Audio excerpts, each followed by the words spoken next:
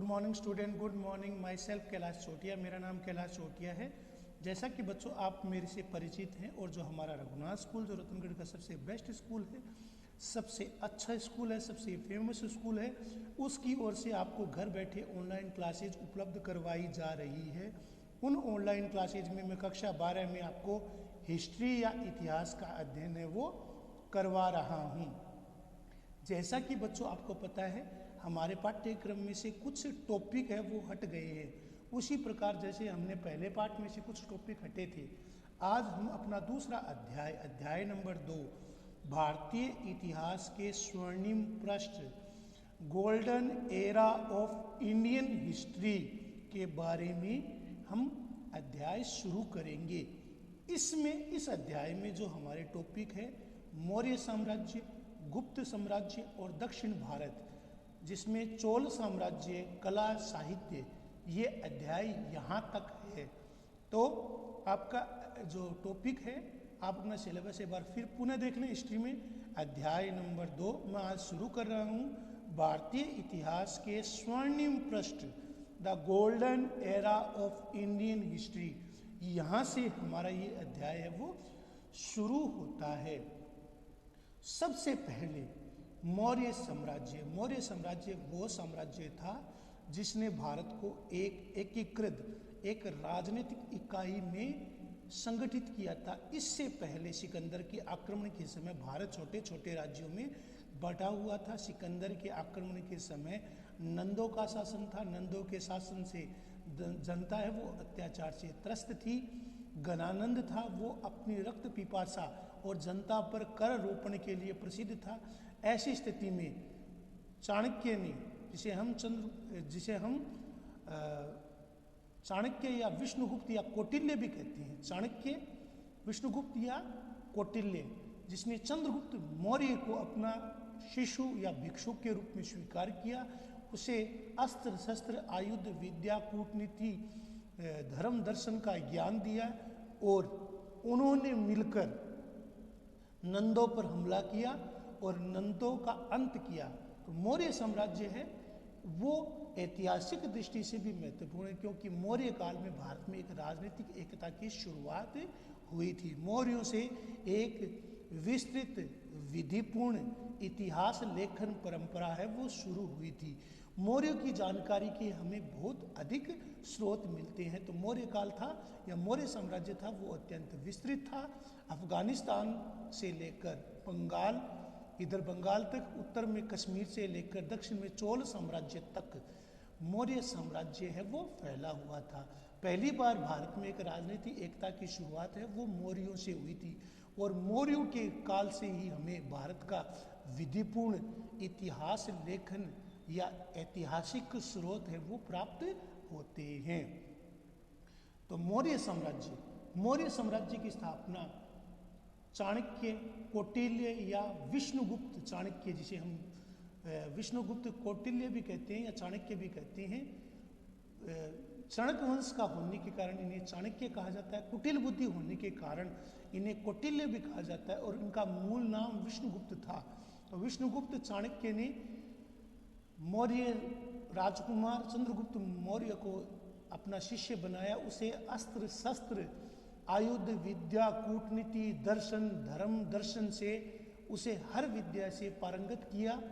नंदों पर हमला किया, नंद वंश का नाश किया और एक नए वंश की शुरुआत हुई जिसे भारतीय इतिहास में मौर्य वंश के नाम से जाना जाता है। मौर्यों के काल के बाद में या मौर्यों के काल से हमें भारत का विधिपूर्ण इतिहास लेखन की परंपरा है वो हमें दिखाई देती है। तो मौर्य साम्राज्य 322 ईसा पूर्व, जिसे हम बीसी भी कहते हैं, 322 बीसी बिफोर क्राइस्ट, यानी ईसा मसीह के जन्म से 322 वर्ष पहले चंद्रगुप्त मौर्य ने कौटिल्य चाणक्य की सहायता से एक नए वंश मौर्य वंश की नींव डाली थी। और जो ईसा पूर्व का समय है वो बेटा हमेशा उल्टा चलता है। 322, 321, 320, 18, 17, 10, 5, 300, 298, इस प्रकार उल्टा समय चलता है। जबकि ईस्वी में हम समय को सीधा लेते हैं, जैसे कि 2020, 2021, 2022। यदि वर्तमान समय से यदि हमें मौर्य वंश का काल निकालना हो तो क्या करते हैं, इस जो ईस्वी का जो समय है, जो 2020 है, उसमें 322 जोड़ देंगे।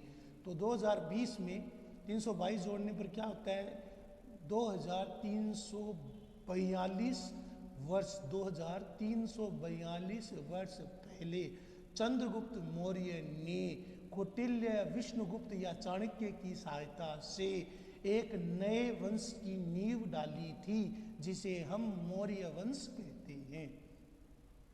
तो मौर्य साम्राज्य की स्थापना के साथ ही भारतीय इतिहास की ये सुदृढ़ परंपरा शुरू होती है। विदेशी राज्यों से कूटनीति संबंधों की शुरुआत होती है। भारत में राजनीतिक एकीकरण, मैंने आपको कहा था ना, भारत में राजनीतिक एकता की शुरुआत है वो मौर्यों से हुई है।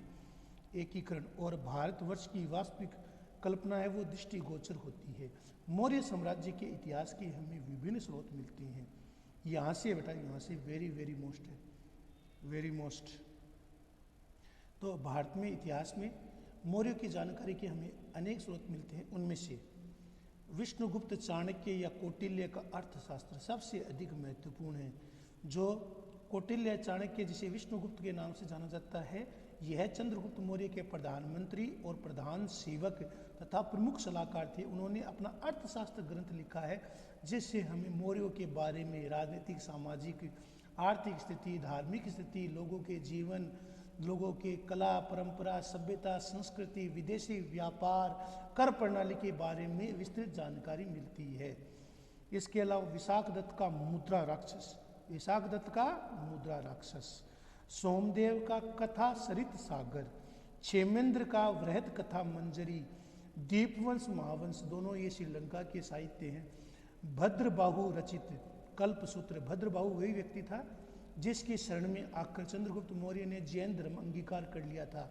अपने जीवन के अंतिम समय में चंद्रगुप्त मौर्य ने भद्रबाहु के शरण में जाकर जैन धर्म अंगीकार कर लिया था। इसके अलावा जो विदेशी यूनानी इतिहासकार थे, जिसमें स्ट्रेबो, प्लूटार्क, जस्टिन आदि यूनानी यात्री, इसके अलावा सबसे प्रमुख जो यात्री था वो मेगस्थनीज था, जो चंद्रगुप्त मौर्य के दरबार में रहा था।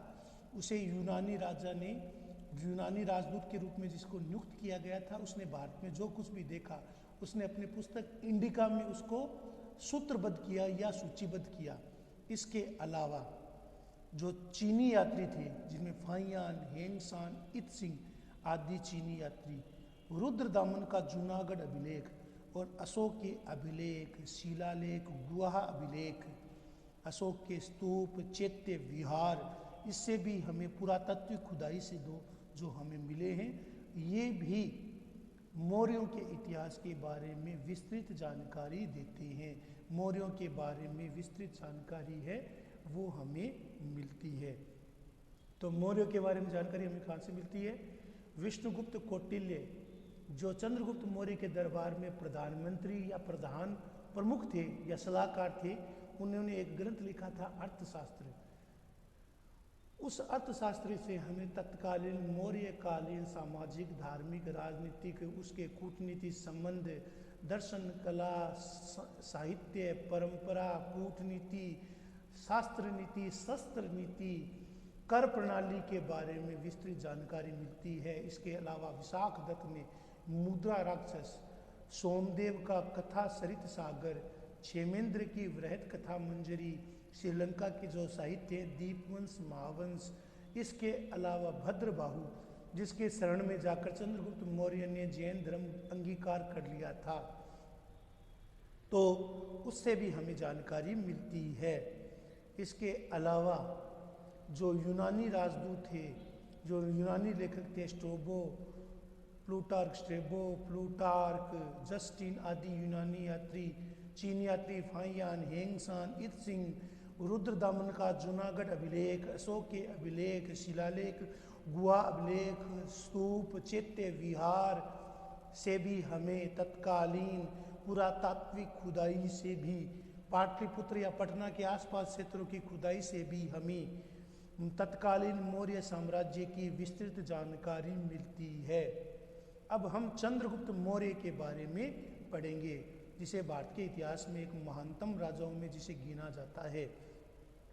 चंद्रगुप्त मौर्य ने अपने जो गुरु थे, राजनीतिक गुरु कौटिल्य, विष्णुगुप्त या चाणक्य जिसे हम कहते हैं, की सहायता से नंदों के अंतिम राजा घनानंद को हराकर 322 ईसा पूर्व, कुछ किताबों में 323 ईसा पूर्व भी आता है, मौर्य साम्राज्य की स्थापना की।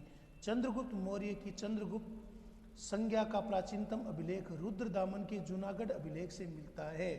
तो जो रुद्रदामन है उसका जो जूनागढ़ अभिलेख है उससे हमें चंद्रगुप्त मौर्य के मंत्री के द्वारा सुदर्शन झील के निर्माण की जानकारी मिलती है, जूनागढ़ अभिलेख से मिलती है। मगध के, जिसे हम मगध डायनेस्टी कहते हैं, तो मगध था वो भारत के तत्कालीन 16 महाजनपदों में सबसे शक्तिशाली था। मगध के राज सिंहासन पर बैठकर चंद्रगुप्त ने ऐसे साम्राज्य की नींव डाली जो पूरे भारत में फैला हुआ था। चंद्रगुप्त के बारे में प्लूटार्क जो यूनानी जो यात्री था उसने लिखा कि चंद्रगुप्त में 6 लाख की सेना लेकर संपूर्ण भारत को अधिकार कर लिया था। भारत का ऐसा कोई क्षेत्र नहीं था जो चंद्रगुप्त के अधिकार क्षेत्र में नहीं था, यानी उसने संपूर्ण भारत को जीत लिया था। तो हमें जो भद्रबाहु का कल्प सूत्र है उससे भी हमें उससे पता चलता है कि चंद्रगुप्त मौर्य ने अपने जीवन के अंतिम समय में जैन धर्म अंगीकार कर लिया था। चंद्रगुप्त मौर्य ने उत्तर पश्चिम भारत को सिकंदर के उत्तराधिकारियों से मुक्त कर दिया था। चंद्रगुप्त मौर्य ने उत्तर पश्चिम भारत को जो सिकंदर और उसके उत्तराधिकारी थे उनके जो निरंतर आक्रमण हो रहे थे उनसे मुक्त कर दिया। नंद वंश या घनानंद का उन्मूलन कर दिया था। उसने यूनानी शासक सेल्यूकुस को पराजित करके संधि करने के लिए विवश कर दिया था। उसकी सीमा उत्तर पश्चिम में ईरान की सीमा से लेकर दक्षिण में उत्तर कर्नाटक जिसे हम चोलवंश तक कहते हैं और पूर्व में मगध से लेकर पश्चिम में सौराष्ट्र या गुजरात तक फैली हुई थी। 305 ईसा पूर्व में जो मैसिडोनिया के शासक था सेल्यूकस और चंद्रगुप्त मौर्य के बीच में युद्ध हुआ था जिसमें सेल्यूकस पराजित हो गया था। दोनों के बीच में एक संधि हुई थी इस संधि के अनुसार सेल्यूकस ने चंद्रगुप्त मौर्य के साथ अपनी पुत्री हेलेना का विवाह किया था। यह भारत का पहला अंतर्राष्ट्रीय विवाह था जिसमें सेल्यूकस ने चंद्रगुप्त मौर्य के साथ अपनी पुत्री हेलेना का विवाह कर दिया था और चंद्रगुप्त को मौर्य को उसने दहेज के रूप में एरिया, अराकोसिया, जेड्रोसिया, पेरिपेमिसडाई के रूप में चंद्रगुप्त को दिए। प्लूटार्क के अनुसार, यूनानी जो लेखक था प्लूटार्क, उसके अनुसार चंद्रगुप्त ने सेल्यूकस को 500 हाथी भेंट किए थे। सेल्यूकस ने चंद्रगुप्त मौर्य के दरबार में एक राजदूत भी भेजा था जिसे हम मेगस्थनीज के नाम से जानते हैं। ये मेगस्थनीज का विवरण है वो बहुत महत्वपूर्ण है। तो मेगस्थनीज ने उसके दरबार में रहते हुए इंडिका नामक पुस्तक लिखी थी। इंडिका की रचना किसने की थी? मेगस्थनीज ने कौन सी पुस्तक लिखी थी? इंडिका से हमें चंद्रगुप्त मौर्य के साम्राज्य की सामाजिक, राजनीतिक, आर्थिक, कर प्रणाली, धार्मिक जीवन, इन सभी के बारे में जानकारी मिलती है। चंद्रगुप्त मौर्य ने दक्षिण विजय के संबंध में जानकारी हमें जो तमिल ग्रंथ है, जो तमिल रूप से जो चोलकालीन ग्रंथ है अहनामूर और मूर्नानूरू और अशोक के अभिलेखों से इसकी जानकारी मिलती है। चंद्रगुप्त एक कुशल योद्धा, सेनानायक और महान विजेता ही नहीं था बल्कि एक योग्य शासक था। उसका मुख्यमंत्री, प्रधानमंत्री और प्रमुख सलाहकार कौटिल्य, चाणक्य, विष्णुगुप्त की सहायता से उसने एक ऐसी शासन व्यवस्था निर्माण की थी जो उस समय के लिए अनुकूल थी। अपने जीवन के अंतिम समय में, अपने जीवन के अंतिम चरण में चंद्रगुप्त मौर्य ने जैन मुनि भद्रबाहु से जैन धर्म की दीक्षा लेकर श्रवणबेलगोला, जब जिसे मैसूर या कर्नाटक में है, में चंद्रगिरी पहाड़ी के करीब 298 ईसा पूर्व में उपवास करके अपना शरीर है वो त्याग दिया था।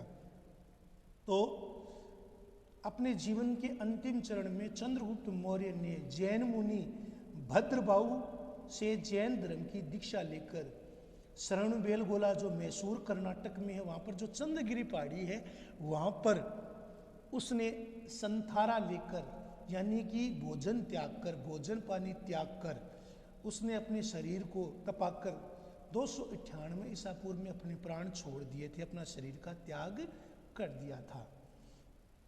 तो चंद्रगुप्त मौर्य एक कुशल योद्धा, सेना नायक, महान विजेता ही नहीं था बेटा, बल्कि एक योग्य सेनापति भी था। उसके मुख्य दूत, दरबारी, प्रमुख सलाहकार, मंत्री, प्रधानमंत्री, मुख्यमंत्री कौटिल्य की सहायता से उसने ऐसी शासन व्यवस्था स्थापित की थी जो भविष्य में आने वाले शासकों के लिए एक प्रेरणा स्रोत बनी रही। उसने जीवन के अंतिम समय में जो भद्रबाहु था, जैन मुनि था, जिसने कल्पसूत्र की रचना की थी, उसकी शरण में लेकर जैन धर्म अंगीकार कर लिया था। और जो कर्नाटक में जो मैसूर है, वहाँ पर चंद्रगिरी की पहाड़ियाँ हैं, वहाँ पर उसने श्रवण बेलगोला में चंद्रगिरी पहाड़ी पर अपना अन्न जल त्याग कर 298 ईसा पूर्व में अपना शरीर है वो त्याग दिया था।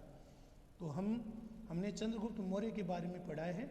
इस पाठ में हमने मौर्य काल के इतिहास के जानकारी के स्रोत, चंद्रगुप्त मौर्य के शासन 322 ईसा पूर्व से लेकर 298 ईसा पूर्व, चंद्रगुप्त मौर्य के द्वारा सिकंदर के उत्तराधिकारी सेल्यूकस को परास्त करना, उसके साम्राज्य, उसकी साम्राज्य की सीमाएं, उत्तर पश्चिम में ईरान, दक्षिण में कर्नाटक या चोल वंश, उत्तर में कश्मीर से कन्याकुमारी या कन्याकुमारी से ऊपर चोल साम्राज्य तक, और पश्चिम में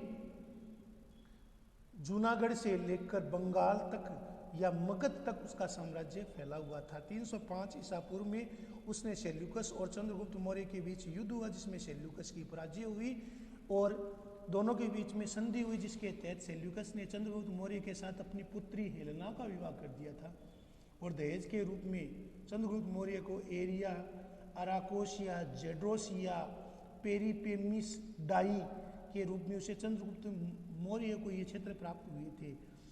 प्लूटार्क के अनुसार चंद्रगुप्त मौर्य ने सेल्यूकस को 500 हाथी उपहार में भेंट किए थे। और सेल्यूकस ने चंद्रगुप्त मौर्य के दरबार में एक राजदूत भेजा था जिसका नाम मेगस्थनीज था। मेगस्थनीज ने अपनी पुस्तक इंडिका लिखी, जिसमें हमें चंद्रगुप्त मौर्य के शासन के काल के समय उसकी शासन प्रणाली, उसकी शासन व्यवस्था, पाटलिपुत्र की व्यवस्था, उसकी साम्राज्य विस्तार, उसकी शासन नीति, सामाजिक आर्थिक राजनीतिक व्यवस्था, कर प्रणाली, धार्मिक नीति, इन सभी की जानकारी मिलती है। चंद्रगुप्त मौर्य के विषय में जानकारी हमें तमिल ग्रंथों एहनामूर और मुर्नानूर तथा अशोक के अभिलेख, शिलालेख, गुहा अभिलेखों से भी हमें चंद्रगुप्त मौर्य के बारे में जानकारी मिलती है। चंद्रगुप्त मौर्य एक कुशल योद्धा, सेना नायक भी था और अपने मंत्री, मुख्यमंत्री, प्रधानमंत्री कौटिल्य की सहायता से उसने ऐसा साम्राज्य स्थापित किया था। अपने जीवन के अंतिम समय में चंद्रगुप्त मौर्य ने जैन मुनि भद्रबाहु की शरण में चला गया और जो मैसूर कर्नाटक में जो श्रवण बेलगोला की जो पहाड़ी है, वहाँ पर चंद्रगिरी पहाड़ी पर अन्न जल त्यागते हुए अपना शरीर है वो 298 ईसा पूर्व में छोड़ दिया था। तो मैंने जो आपको अंडरलाइन कराया है इसको लिखना है बच्चों, और जो मैं अंडरलाइन कराता हूँ बेटा उसको लिखना है, याद करना है, समझना है। आपको पता है मैं हर चीज़ आपको 2-2, 3-3 बार समझाता हूँ। इसको लिखना है बेटा, इसको याद करना है, उसको अंडरलाइन करना है। बुक है तो बुक की सहायता से अंडरलाइन करना है। फिर इसको रफ कॉपी में या अपनी फेयर कॉपी है जिसमें पाठ नंबर 2 भारत के स्वर्णिम, भारतीय इतिहास के स्वर्णिम पृष्ठ, इसको लिखना है, याद करना है। ये आपका होमवर्क है, इसको आपको भूलना नहीं है। इसको लिखना है, याद करना, ये आपका होमवर्क है। धन्यवाद।